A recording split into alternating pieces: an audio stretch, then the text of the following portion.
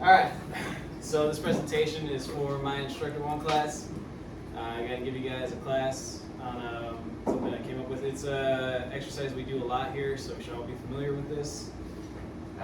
Basically a discussion-based exercise to go over tailboard size up, which is something we should all be doing, and I feel like it's extremely beneficial to us as we grow in experience in our skill level. We go from newly experienced firefighters to more experience, and our field of vision gets bigger as we progress in years. So, able to pick up more details and more variables on scene. Size up is the ongoing evaluation of problems confronted within a fire situation. Size up starts with the receipt of an alarm and continues until the fire is under control. This process is carried out many times and by many different individuals at each fire or emergency event. The responsibility of size up initially lies with the first officer of the first unit or company that arrives on scene. This responsibility is passed up the chain of command as other units arrive with higher ranking personnel. Every firefighter and officer at the scene should constantly be doing size up. Any condition encountered or observed that could impact operations or the safety of firefighters should be immediately passed up the chain of command. Size up is the constant gathering of information and knowledge that will protect all firefighters who are operating at the scene of a fire or emergency, the end result of which will almost always ensure a successful and safe operation. So, just to reiterate, this is something we should all be doing on scene. We defer to the officer in charge to make their initial size up over the radio, right? But we should all be making our own size up in our head as we exit the rig, as we get on scene, as we make the block. We should start cluing in on details to give us perspective on what's going on at the scene. All right, first things to look at are construction. So we're looking at the type of residence. Is it an apartment? Is it a house? Is it a commercial building? What is it? What type of construction is it? All these variables. So that's the first thing we're looking at is what actual building we have. If it's a multi-story building, how many stories is it? And where is the fire? Big apartment complex, I mean, we've all been there where we're driving around trying to look for smoke, look for signs of fire, right? We made that fire right here up here on Century Park that was at the clubhouse, and we circled around thinking it was in one of the apartments and had to circle back to the front. So part of size up is being aware and trying to clue in on your surroundings. All right, roof type. Is it peaked roof, flat roof, gabled roof, etc.? That's going to give us information, and it needs to be relayed to incoming units. And then layout of the structures. This is something that I believe can be ascertained by just your territory familiarization. Every time we run a medical call, every time we run any sort of call in any of our houses in our first due territory, it gives us a picture inside of what a lot of this construction is like. So it's a good way to start making mental reps and getting familiar with the construction in our territory. As well as basic size up of examining windows and roof vents to gather information on possible bedrooms, living rooms, bathrooms, etc. Stuff you can see from the outside that'll give you a clue to what's going on inside. And now to the actual smoke and fire. We're looking at where the majority of smoke is coming from, the volume, the density. Has smoke migrated to the other parts of the structure besides the main body? Are there visible flames? That's a big clue too. Like, if you see smoke puffing out, do you see nothing? What are you seeing? And then once you make the door, what kind of conditions are you met with? Other things to think about. Is smoke banked down? Is it a light haze? Is it hot? Like, all these different variables should be going on in your head, and things should be, like, bells should be going off. And then finally start creating a survivability profile in your head, because one thing, our main objective is to find victims and try to effect a rescue if we can, right? So start thinking about where a victim's going to be. Is it possible that they're in an environment where they can survive and we can actually effect a rescue?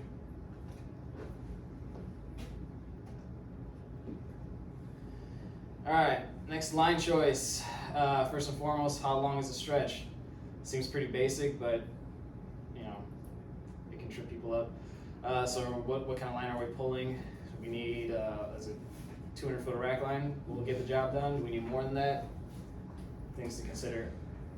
Another caveat to that is, are we in an apartment fire that we can reach effectively with the rack line? Do we show up, it's on the first floor, instead of going to just, running the play and saying, oh, we're in an apartment, let's pull a bundle. Are we within reach of a rack line, which is gonna be a lot faster. And ultimately the speed of deploying a rack line will, I feel like, do a much better job of putting out a fire than taking the time to set up a bundle and lay out supply line and all that. And then how much fire involvement does the structure have? Are we just a single room?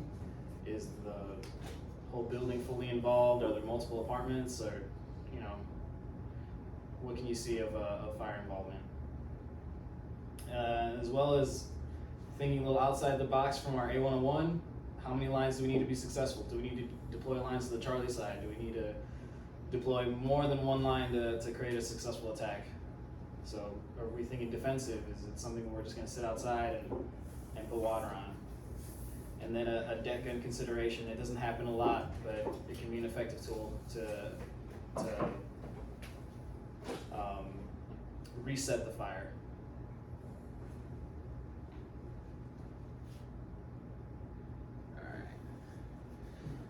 Search priorities. We're looking at time of day is a huge indicator of your search priority.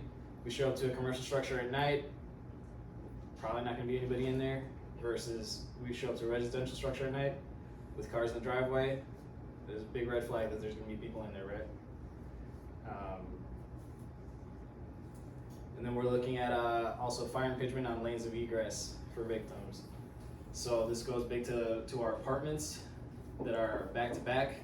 So we have front door and balcony exit sharing a corner, right? So we'll say we have an alpha side and a bravo side that are sharing a front door and a balcony, so we don't have like a form of egress for our victims, right? So that clues us into what we should be thinking about. And then affecting viable rescues, or can we get in through the front door? Do we need a BIS? Can we throw ladders?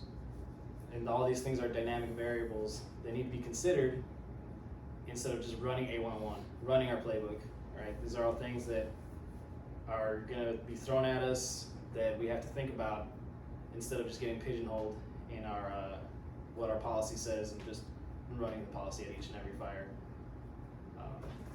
So that's what I got for the search. All right, so here comes the exercise. As a crew, we're going to discuss the following examples of structure fires. These are just pictures of pre-arrival fires. We're going to all take turns doing an initial size up.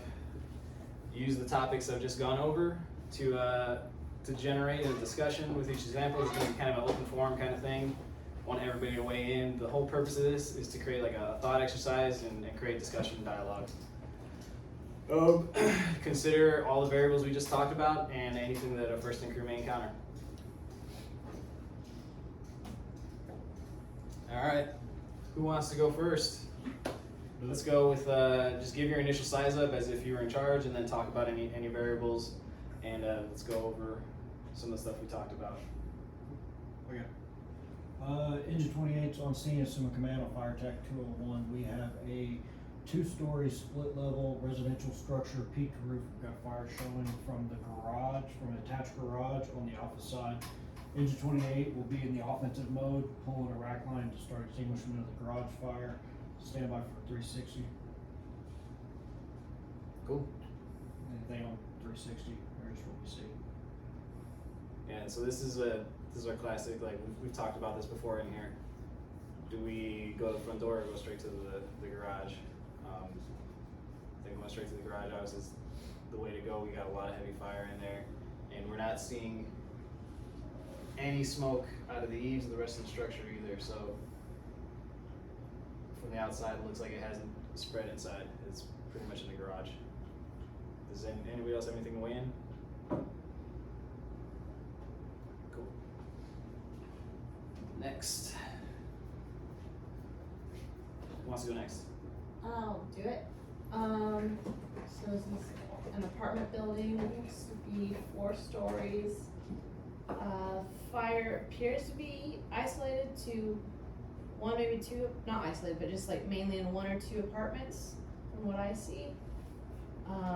But you're definitely gonna have to worry about, you know, attic space if it's gonna, or what is that, Common attic.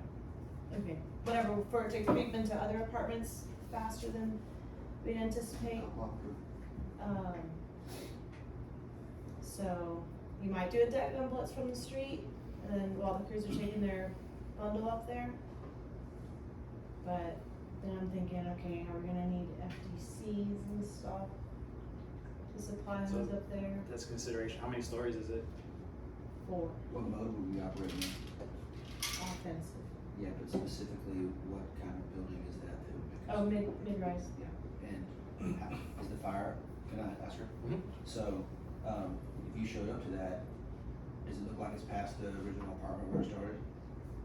I kinda think so in the back, Sure. Well, I mean, if you think, right, then yeah. perception is reality, right? So, Mhm. what else do you think we would probably need a lot of help? Yeah, Right, so what would you expect me probably to call? mid-rise 1, 2, second one? A second, On the yeah, for list? sure, oh yeah, Okay. that's gonna take a lot of work. Right. Mm-hmm. And another consideration is, are we gonna supply the FTC or are we gonna go straight from our engine? It's only 4 stories. It's something that's completely doable to do our short attack method. Mm-hmm. It's another consideration. You know, Russ, what are you thinking? Man, on this, I would probably run like an improvised standpipe up. That looks up the stairs. Yeah, that looks like a stairwell. That looks like a Yep. stairwell right there on Yeah, you that got it board. right Yep. here. Yeah, Looks like- I'd probably take Lena up there with a bundle as far as we could get, or we might have to bump down another stairwell if it's impinging right there, because it looks like it's already hitting on that apartment right there on the top floor. Mm-hmm. But I would definitely go up there and inspect that, and if mine wasn't good, then I would have to be man enough to go, my stairwell's not good, I need you to go 1 stairwell back, and we'd probably have to start setting up cutoff lines. But I would run an improvised standpipe, because we can do that as fast as we can pull a fucking bundle. And a lot of fucking water. Now, we don't do a good job in our department of prioritizing water supply sometimes, so I would probably say something like, I need my next unit, my 3rd unit, or somebody to prioritize water to my rig, because I'm gonna chew up fucking half my tank just so getting my lines filled. Yeah. Would you blitz it at all? What's that? Would you blitz it from the street? So probably like reach, probably on this one, probably not. I'd probably try to get in. I like my main job in this one is to try to save the rest of this fucking, like that top floor is fucking gone. Mhm. So my job is to save the rest of that apartment complex.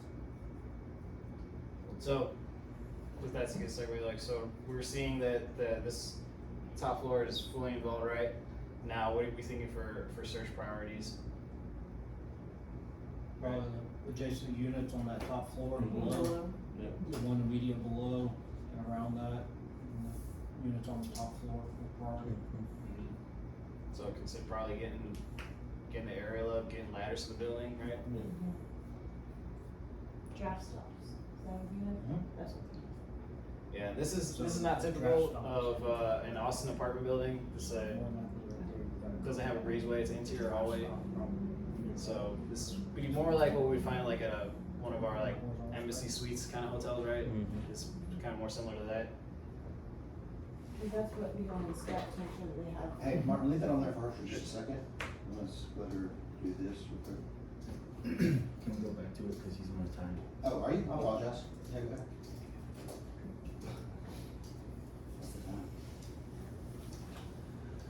All right, who wants to go next? Love it. Where'd you get all the split levels from? 'Cause Yeah. they're not around here. From the internet. Kevin said he We wants have a to- few. We have a few. Yeah, All right, Kevin, you're up. around here. What's This? what's that fire that we made over on? All right. No. This one? No. Oh. Do a rating size up. All right. This is engine 28. We're on scene of a single story with a basement home got dark gray smoke pumping off the eaves on the Alpha Bravo side. We'll be pulling a rack line. And then, forming 360, I'll perform my 360, have the rack line at the door, and then from that get all sides visual. Seems like the fire could be concentrated on the Alpha Bravo side, but it seems to be a little wind driven, so that could be dictating it, so. Cool. What clue you in that was a split level right away? What'd you say? What stood out that made it look like a split level right away? Just So I see those little pane windows right here. down half of those half windows by the doorway. That's like an indicator that, you know, at least there's a subgrade to this house, whether it's at the entrance or whether it's below that. Who knows? Unless you're in there, basement or just like a sub-level. Going back to checking out windows with all these, like what can we ascertain like from here with this big window? What are you thinking? Living room to the left, And then bedrooms. yeah, cool. All right, I think this is the last one. Who's next? Engine 28's out, Assuming Command on fire truck 201. We have a 2-story, single family structure with a peak roof. We've got fire showing from the Delta gable, Delta side window. Engine 28 will be pulling the rack line to the front door for fire extinguishment. We'll be in the offensive mode, standby for 360. Cool. Other considerations? Attic. Nighttime car in the driveway.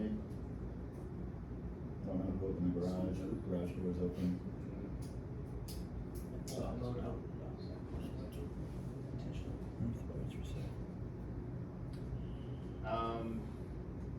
So I put like made up boxes, but say if this is like box 801, in that area, and kind of, I mean, might be reaching here, but if we're seeing like the garage is packed full of crap, then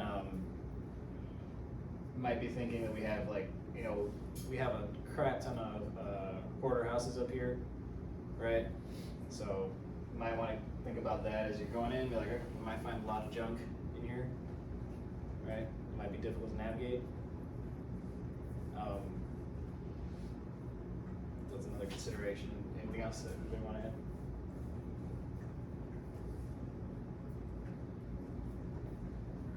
And that is it. Sweet. Am I good to stop it, Martin? Yeah.